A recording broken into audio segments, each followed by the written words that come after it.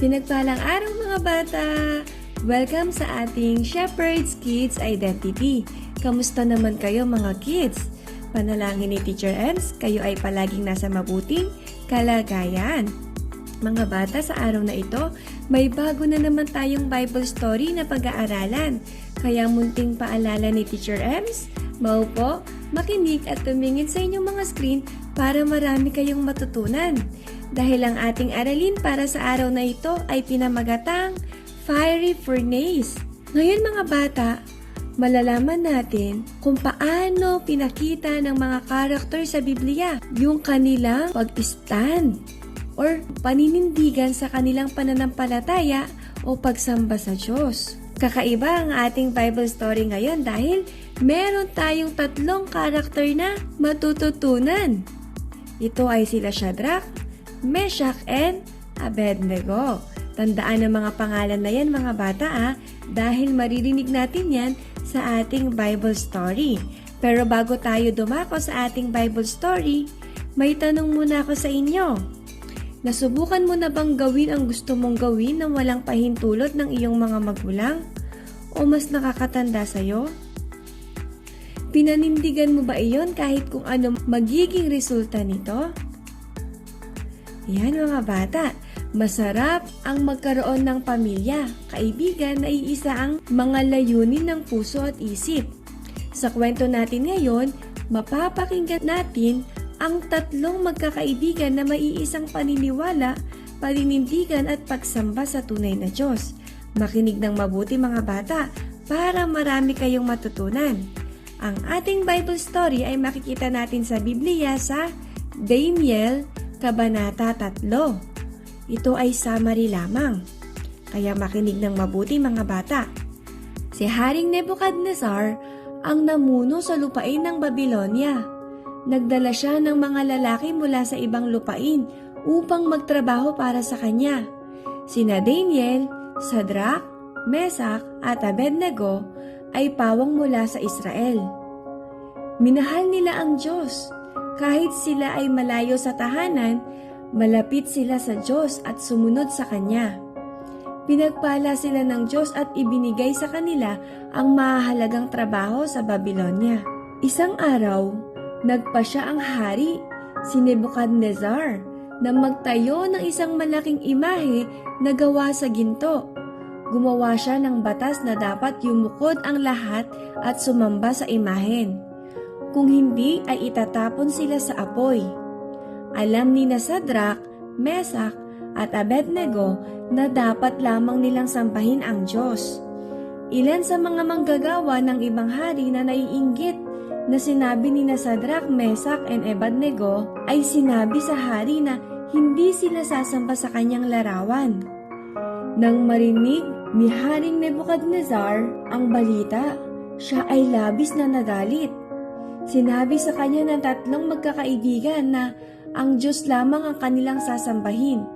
Lalo siyang nagalit at siya'y inutusan na sila ay ihagi sa apoy. Sina Shadrach, Meshach at Abednego ay itinapon sa apoy. Nang tumingin ang hari, mayroon isang malaking sorpresa. May kasama silang 3 at ito'y mukhang anghel. Pinotektahan ng Diyos sina Shadrach, Meshach and Abednego mula sa apoy. Nang umalis sila, wala ni amoy ng usok sa kanilang mga damit. Sa sandaling iyon, alam ni Nebuchadnezzar na sila ay sumamba sa isang tunay na Diyos at hindi sa isang huwad na estatwa. Doon nagtatapos ang ating kwento. Ngayon mga bata, ating alamin ano nga bang ibig sabihin ng fiery furnace. Ito ay nagniningas o naglalagablab na pugon o pugon na apoy. Ito ay isang uri ng pugon na may niningas na apoy. Sa ating kwento, sa fiery furnace, naranasan ito nila Shadrach, Meshach at Abednego dahil sa kanilang pagtanggi na sumamba sa isang imahen ng hari ng Babylonia. Ginawa nila iyon dahil ipinagbabawal ito ng Diyos. Kaya dahil sa ipinakita nilang pananampalataya at katapatan, sila ay iniligtas mula sa apoy ng pugon o hurno. Ngayon mga bata, ating alamin paano pinakita ni Shadrach, Meshach, and Abednego ang paninindigan sa pagsamba sa tunay na Diyos. Una, paninindigan sa pananampalataya. Sinabi ni Shadrach, Meshach at Abednego, "Mahal na Haring Nebuchadnezzar, wala po kaming masasabi sa inyo tungkol sa bagay na ito. Gawin ninyo kung iyon ang gusto ninyo. Ang Diyos na aming pinaglilingkuran ang magliligtas sa amin sa naglalagablab na pugon o mula sa inyong kapangyarihan. Kung hindi man niya kami iligtas, hindi pa rin kami maglilingkod sa inyong mga Diyos na nasasamba sa ribultong ginto na ipinagawa ninyo." Mga bata, hindi natakot sina Shadrach, Meshach, and Abednego na gawin ng hari sa kanilang hindi pagsunod sa mga ito sa kanya. Nanindigan ng tatlo sa kanilang paniniwala at paniniwala sa Diyos dahil alam nilang sila ay tutulungan niya. Sila ay magpapatuloy na sasamba sa tunay na Diyos. Pangalawa, paniniwala sa pagtulong ng Diyos. Nagtaka at biglang napatindig si Haring Nebuchadnezzar at itinanong sa kanyang mga tagapayo, "Hindi ba 3 lamang ang inihagis sa apoy?" "Opo, kamahalan," sagot nila. "Bakit 4 ang nakikita kong walang gapos at naglalakad sa gitna ng apoy nang hindi nasusunog? At ang tingin ko sa ika-4 ay parang anak ng mga Diyos." Alam nila na dahil sa kanilang paninindigan sa pagsamba at pagkilala nila sa tunay na Diyos, sila ay tutulungan nito at anumang pagsubok na kanilang kaharapin sa buhay. Ikatlo, patuloy na pagsamba. Sa kabila ng kanilang nararanasan sa loob ng pugon, sila'y patuloy pa ring sumasamba sa Panginoon. May takot man silang nararamdaman sa loob ng pugon, ngunit alam nilang mas malaki ang kanilang Panginoon para sila ay tulungan sa kanilang kinaharap na suliranin.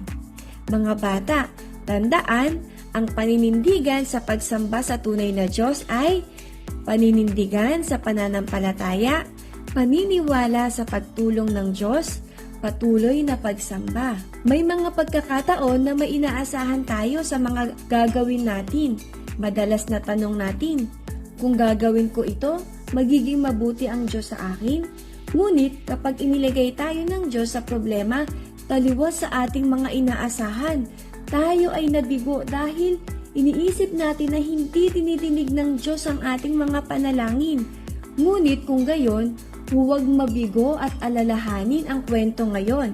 Sina Shadrach, Meshach, and Abednego na hindi sumasamba sa mga Diyos-Diyosan para sa tunay na Diyos ay nasa panganib na mamatay sa isang pugon ng apoy. Ngunit sila ay nanindigan. Madalas, inilalagay tayo ng Diyos sa mahihirap na sitwasyon upang ihayag ang kaluwalhatian niya. Mga bata, may tanong ako sa inyo. Kaya mo bang patuloy na purihin ang Diyos? Kahit na inilagay ka niya sa mahirap na sitwasyon? Kaya mo bang patuloy na magpasalamat sa Diyos? Maaari mo bang patuloy na magtiwala sa Diyos? Ang mga bagay na hindi natin inaasahan ay maaaring mangyari sa atin na naniniwala sa Diyos. Sa ganong sitwasyon, iba man ito sa ating mga inaasahan, kahit na parang walang ginagawa ang Diyos, kailangan pa rin natin lumapit sa Diyos ng may pasasalamat at papuri.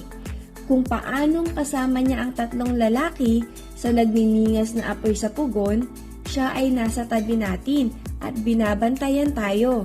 Sa makatuwid, ang kwento ngayon ay hindi lamang tungkol sa kung naniniwala ka sa Diyos, may mga himala. Dapat sa anumang sitwasyon, panindigan ang pananampalataya sa Diyos at siya lamang ang sasambahin. Tandaan mga bata, hilingin sa Diyos na tulungan kang gawin ang tama at sundin siya sa lahat ng pagkakataon. Tandaan rin, ang Diyos ay palagi mong kasama sa saya at hirap na iyong mararanasan. Patuloy na magpasalamat sa Diyos sa kanyang pagkilos sa iyong buhay. Kaya mga bata, tandaan, sa anumang sitwasyon, panindigan, paniwalaan, at patuloy ang pagsamba sa tunay na Diyos. Dito nagtatapos ang ating aralin para sa araw na ito. Palagi kayong mag-iingat mga bata! See you next week! Paalam!